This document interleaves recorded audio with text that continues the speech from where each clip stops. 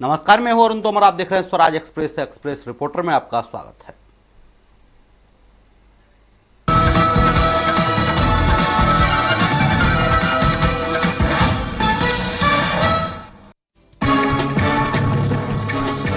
भोपाल के Kushabhau convention centre में 2 दिवसीय आईपीएस मीट का मुख्यमंत्री डॉक्टर मोहन यादव ने किया शुभारंभ। कानून व्यवस्था को मजबूत करने के लिए मुख्यमंत्री डॉक्टर मोहन यादव ने दिया मंत्र। भोपाल के कुशाभाऊ कन्वेंशन सेंटर में मुख्यमंत्री डॉक्टर मोहन यादव ने 2 दिवसीय आईपीएस मीट का शुभारंभ किया है। इस आईपीएस मीट का उद्देश्य प्रदेश की कानून व्यवस्था को किस प्रकार से चुस्त और दुरुस्त रखना है, इस विषय पर रखा गया है। मुख्यमंत्री डॉक्टर मोहन यादव ने सभी अधिकारियों को संबोधित करते हुए कहा है कि प्रदेश की कानून व्यवस्था को मजबूत रखना है।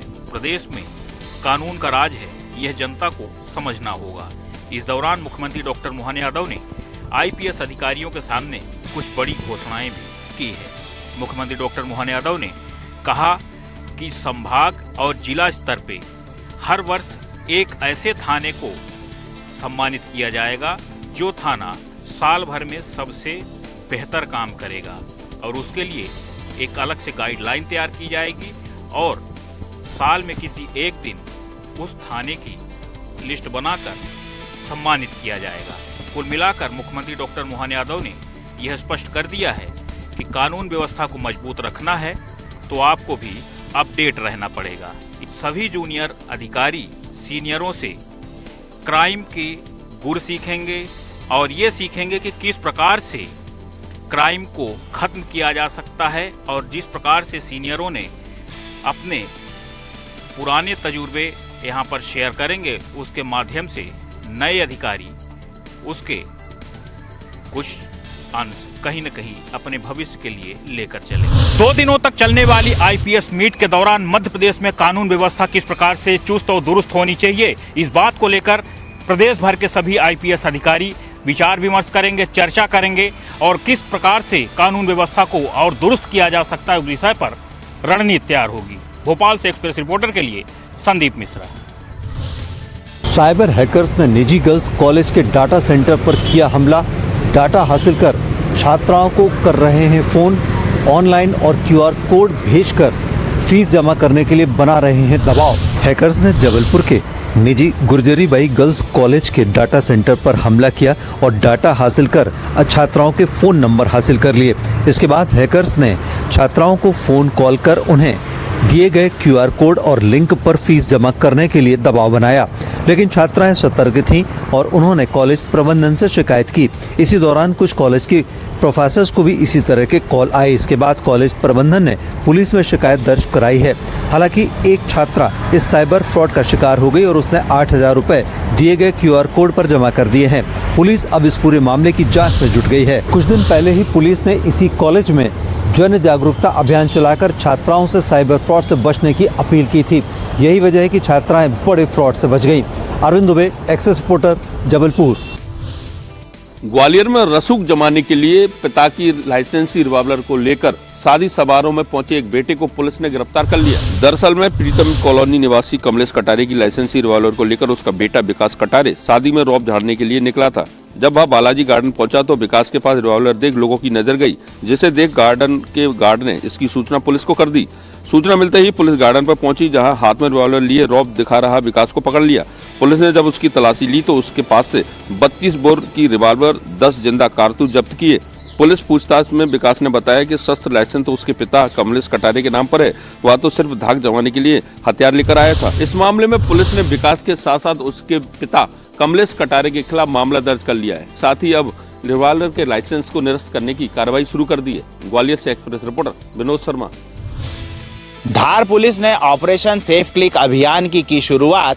अनजान link, APK file, unknown trading या निवेश प्लेटफॉर्म से दूर रहने की गई है अपील। जी हां, धार में पुलिस विभाग ने साइबर अपराधों के बचाव के लिए ऑपरेशन सेफ क्लिक अभियान की शुरुआत की है। यह अभियान फरवरी माह तक चलेगा, जिसके तहत आम जनता को साइबर सुरक्षा के प्रति जागरूक किया जाएगा। जिले के समस्त स्थानों पर आयोजित कार्यक्रम में अनुविभागीय अधिकारियों व थाना प्रभारियों के द्वारा नागरिकों को साइबर सुरक्षा के अपराधों से बचने के उपाय बताए जा रहे हैं।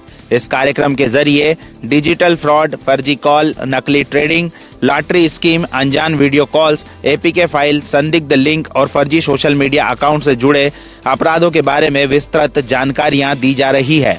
पुलिस के द्वारा आम नागरिकों को सतर्क करते हुए किसी भी संदिग्ध ऑनलाइन गतिविधि, अनजान लिंक, एपीके फाइल, अज्ञात ट्रेडिंग या निवेश प्लेटफॉर्म से दूर रहने की सलाह भी दी जा रही है।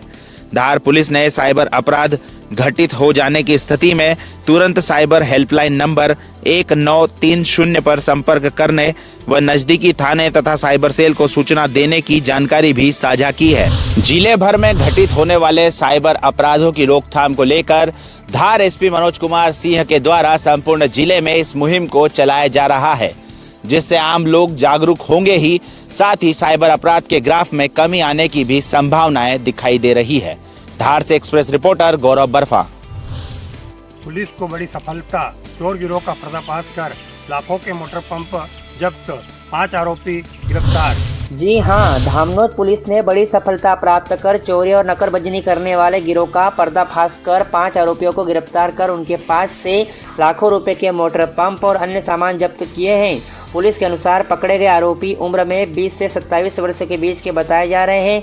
पुलिस कप्तान के निर्देशन में एसडीओपी मोनिका सिंह एवं थाना प्रभारी संतोष दूधी ने अपराधों की रोकथाम के लिए विशेष टीम गठन किया था। सूचना पर कुंडा के 3 लड़के चोरी के मोटर पंप बेचने की बात कर रहे हैं। पुलिस ने तत्काल घेराबंदी कर जाल बिछाया और सभी आरोपियों को दबोच लिया। पूछताछ में चोरी करना कबूल किया और बताया कि वे लंबे समय से विद्युत पंप चोरी करते आ रहे हैं और धामनोद के कबाड़ी पप्पू और पवन को बेचते हैं। आरोपियों की निशानदेही पर करीब 10 वाटर पंप और अन्य सामान जिनकी कीमत करीब 7 लाख रुपए हैं जब्त किए गए हैं। बता दें, थाना क्षेत्र में चोरों का आतंक था। थाना क्षेत्र में मोटर पंप चोरी की घटनाएं लगातार बढ़ रही थी। पुलिस की इस कार्रवाई से किसानों को एक बड़ी राहत मिलने की संभावना है। लाखों के मोटर पंप चोरी करने वाले तथा चोरी का माल खरीदने वाले दोनों व्यापारियों को भी पुलिस ने गिरफ्तार किया है। अगर पकड़े गए सभी आरोपियों से पुलिस सख्ती से पूछताछ करे तो और भी कई खुलासे हो सकते हैं। धर्मपुरी से एक्सप्रेस रिपोर्टर त्रिलोक राठौड़। छत्तीसगढ़ में नगरीय निकाय चुनाव और त्रिस्तरीय पंचायत चुनाव को लेकर चल रहे जोर शोर से प्रचार प्रसार के बीच धान खरीदी और धान के अधिक दाम लेने को लेकर भी सियासत तेज हुई। पूर्व सीएम भूपेश बघेल ने चुनावी प्रचार के दौरान कहा कि किसानों को 3100 रुपए समर्थन मूल्य कांग्रेस की वजह से मिल रहा है। श्री भूपेश बघेल का कहना है कि किसानों को मेहनत का सम्मान मिलना चाहिए। कांग्रेस सरकार ने किसानों को 2850 रुपए समर्थन दिया, किसानों को अब 3100 समर्थन मूल्य मिल रहा है, तो यह कांग्रेस सरकार की वजह से मिल रहा है। वहीं इस पर पलटवार करते हुए डिप्टी सीएम अरुण साव का कहना है कि किसानों को समर्थन मूल्य से अतिरिक्त राशि देने की शुरुआत भाजपा ने की है। प्रदेश में धान खरीदी और धान का सबसे अधिक दाम देने को लेकर चल रही सियासी घमासान के बीच अब देखना होगा जनता किसे इसका श्रेय देती है। रायपुर से एक्सप्रेस रिपोर्टर दिलीप साहू। राजधानी में लगातार चोरी की घटनाएं घटित हो रही है और चोरों का आतंक देखने को मिल रहा है। एक बहादुर गार्ड ने चोरी की घटना होने से पहले चोरों को दौड़ाकर भगाया है। राजधानी के दलदल सिवनी स्थित हर्ष विहार कॉलोनी में एक चोरी की घटना को चोरों के द्वारा अंजाम दिया जा रहा था। चोरी की नियत से एक घर के पीछे से कंस्ट्रीना तार काट कर घर के पोर्च से होते हुए मेन गेट तक चोर पहुंचे।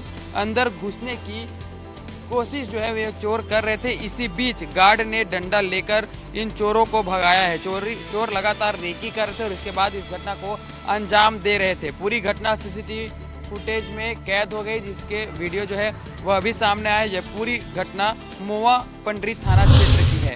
एक गार्ड की बहादुरी से चोरी की घटना को अंजाम देने से रोका जा सका, लेकिन इसमें सवाल उठते हैं पुलिसिंग पर, क्योंकि लगातार पुलिस ये दावे करती है कि लगातार पेट्रोलिंग की जो गाड़ियां हैं वो गलियों में घूम रही है।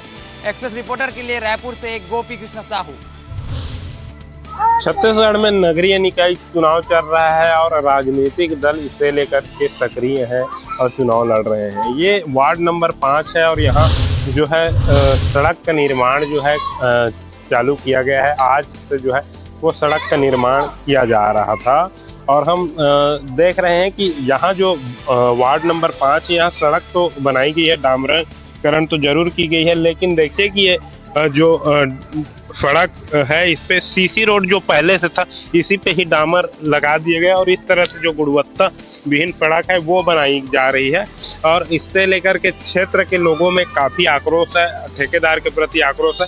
लेकिन अचरज की बात ये है, ना तो इसमें कोई जिम्मेदार अधिकारी ध्यान दे रहे हैं, ना ही कोई जनप्रतिनिधि इसके लिए आवाज़ अभी उठा रहे हैं, क्योंकि चुनावी समय है, चुनावी समर है।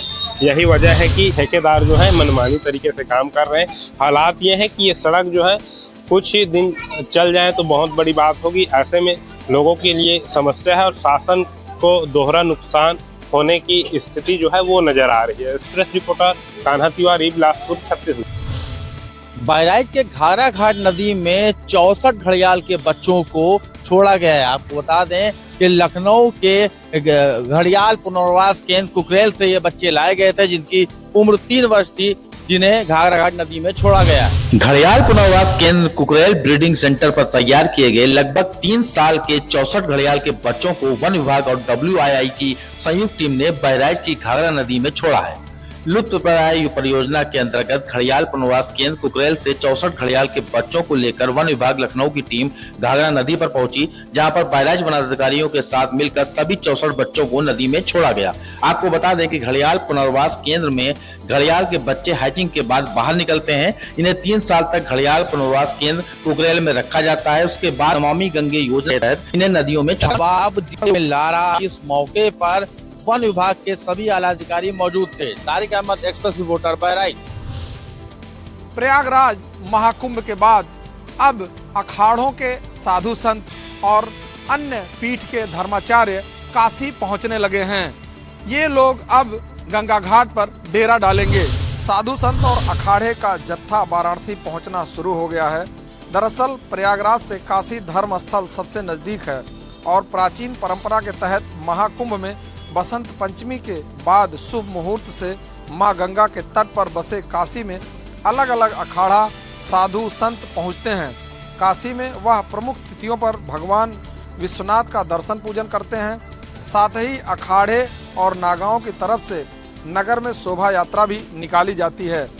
12 ज्योतिर्लिंगों में से एक भगवान विश्वनाथ का पौराणिक महत्व के आधार पर काशी को भगवान शिव की नगरी कहा जाता है और इन साधु संतों की भगवान शिव के प्रति अपार आस्था भी है। साधु संत महाशिवरात्रि तक काशी में प्रवास करेंगे और भगवान विश्वनाथ के साथ होली खेलकर यहां से प्रस्थान करेंगे। लखनऊ से एक्सप्रेस रिपोर्टर पवन सिंह।